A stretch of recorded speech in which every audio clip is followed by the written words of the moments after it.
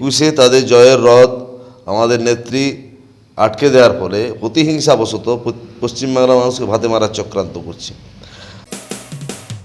মানুষের পাশে মানুষের সাথে আমরা আছি এই বাংলাতে। আপনারা দেখছেন সংবাদ শিরোনাম। দেখলেন তো অনেক কিছু, এবার দেখুন নতুন কিছু। গ্রাম বাংলার ভোট কিছুদিন আগে হয়ে গেল এবং সেখানেও কিন্তু সরকারি প্রকল্পের উপরে আস্থা রাখলো সাধারণ মানুষ। আমরা পেয়েছি রঘুনাথপুর 2-এর ব্লক প্রেসিডেন্ট, তিনি কি বলছেন লোকসভার আগে কতটা প্রস্তুত হলো রঘুনাথপুর, কতটা প্রস্তুত এই মুহূর্তে? দেখুন, 25 তারিখে ভোট, প্রস্তুতি চূড়ান্ত আছে আমাদের। এই তো 7 তারিখে আমাদের জনগণমন অধিনায়িকা আমাদের জননেত্রী মমতা বন্দ্যোপাধ্যায় আমাদের রঘুনাথপুর পাড়া বিধানসভাতেই সভা করে গেলেন। এখান থেকে আমাদের বিপুল সংখ্যক মানুষ এই সভায় উদ্দীপনার সাথে গেছে। গতকাল আমাদের প্রার্থীর সভা ছিল, প্রচার ছিল, এসেছিলেন উনি। মানুষ উত্তেজনায় টগবগ করছে। যে ভুল এখানে এলাকার মানুষ 2019-এ করেছিল তা সুধারণার জন্য খুব প্রস্তুত আছে সবাই। 2019-এ মানুষ ভুল করেছে, কিন্তু 2024-এ যাতে সেই ভুল না করে তার জন্য কি বার্তা দিচ্ছেন, কোন কোন প্রকল্পগুলো নিয়ে যাচ্ছেন?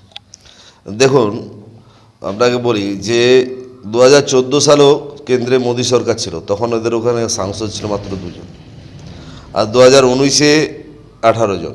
তো 18 জন পাওয়ার পর কী করলো না, 18 জন পাওয়ার পর তারা পশ্চিমবাংলার মানুষকে ভাতে মারার চক্রান্ত করলো। যখন 2 জন ছিল তখন তো কিন্তু পারেনি।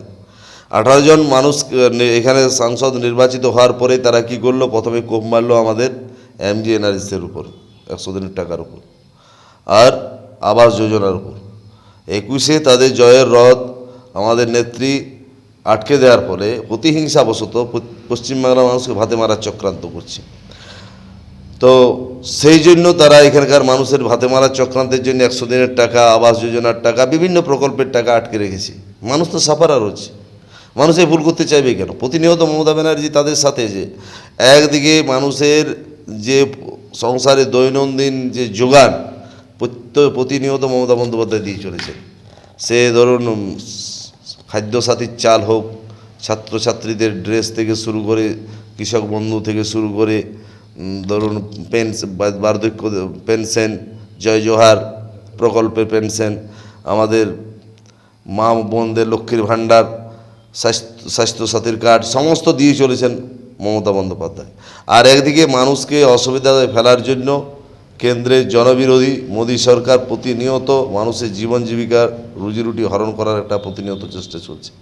মানুষ এই পরিবর্তনটা বুঝতে পেরেছে। সুতরাং যে ভুল এলাকার মানুষ 2019-এ করেছিল সেটা আর এখানে করবে না। 2024 এখানে বিজেপি ফিনিশ। 100 দিনের কাজের টাকা রাজ্য সরকারের উদ্যোগে ফিরিয়ে দেওয়া হলো, অপরদিকে লক্ষ্মীর ভাণ্ডারও 500 থেকে 1000 হলো। লোকসভার আগে একটা বড় চমক মনে হলো। লোকসভার চমক বলে কিছু নেই। মমতা ব্যানার্জি প্রতিনিয়ত এইভাবে পশ্চিমবাংলার প্রত্যেকটা আপামর মানুষের কাছেই দাঁড়ান। এটা ওনার কর্তব্য, উনি করেন। উনি মানে মানুষের কাজ করার জন্য আছেন। হ্যাঁ, এর আগে আমাদের সেনাপতি অভিষেক বন্দ্যোপাধ্যায়ের নেতৃত্বে আমরা দিল্লির কৃষি ভবনে সেখানে আমরা ধর্ণা দিয়েছি, আমরা আন্দোলন করেছি। আমরা এখান থেকেও আমরা দিল্লিতে গেছিলাম মানুষের হকের টাকা ফিরিয়ে আনার জন্য। কিন্তু জনবিরোধী সরকারের কুম্ভকণ্ডের নিদ্রা ভঙ্গ হয়নি। তারা উপরন্তু ওখানে দিল্লির অমিত শাহ পুলিশ আমাদের নেতাদের উপর বিভিন্নভাবে টর্চার করেছে। আমিও সেখানে ছিলাম। সুতরাং মমতা ব্যানার্জি কথা দিয়েছেন যে কেন্দ্র দেখ আর না দেখ, সাধারণ মানুষ ক্ষতিগ্রস্ত যাতে না হয় তার জন্য তিনি 100 দিনের টাকা ফিরিয়ে দিচ্ছেন। এটা চমক বলে কিছু নয়। ইনি দিয়েছেন, ইনি প্রতিনিয়ত প্রত্যেক সাধারণ মানুষের জীবন জীবিকার সাথে জুড়ে আছেন। লক্ষ্মীর ভাণ্ডার মা বোনদের সম্মানের জন্য। দেখুন, আমাদের নারীর ক্ষমতায়ন, ভারতবর্ষের প্রথমে নবজাগরণী প্রাণপুরুষ আমাদের রাজা রামমোহন রায় জ্বলন্ত চিতা থেকে নারীদিকে তুলেছিলেন, বাঁচিয়েছিলেন। বিদ্যাসাগর বিধবাদের অশ্রুমোচন করেছেন এবং নারী শিক্ষার প্রসার ঘটিয়েছেন। আমি সেই বিদ্যাসাগরের জমানায় বা রামমোহনের জমানায় জন্মাইনি, কিন্তু আমি গর্বিত যে আমরা মমতা ব্যানার্জির জন্মেছি। কেন? তিনি রামমোহন চলন্ত চিতা থেকে নারীদিকে বাঁচিয়েছেন, বিদ্যাসাগর বিধবাদের অশ্রুমোচন করেছেন, নারীদের শিক্ষার বিকাশ করে ঘটিয়েছেন, অন্ধকারে থেকে আলোতে এনেছেন।